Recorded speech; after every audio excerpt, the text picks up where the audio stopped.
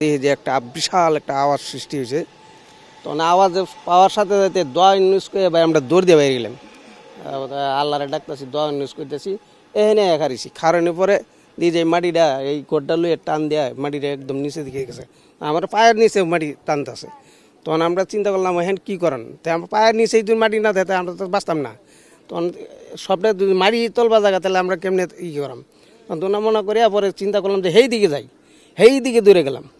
এরকম দৌড়ও দেন জানা কেমন জাকিরে ফালাই দিতেছে, দৌড়ে গিয়ে সেই সাইডে খারিলাম। খারিয়া খুব একদম হতভঙ্গ হয়ে গেছি গিয়া, আতঙ্ক হয়ে গিয়া কোনো কোনো সেন্স নাই এরকম সিস্টেমে বয়ে। পরে এটা নিমন্ত্রণ না আসলে অন্য দাঁড়াই রয়েছি, কতক্ষণ দাঁড়ায় থাকার পরে দিয়ে যে একটু গিয়ে আইসে তখন ভবনটা একটু ঘুরে ঘুরে ঘুরে ঘুরে দেখলাম। স্যারের ফোন দিয়ে জানাইলাম, বটনে কিছু কিছু কিছু জায়গা ফাটল ধরছে।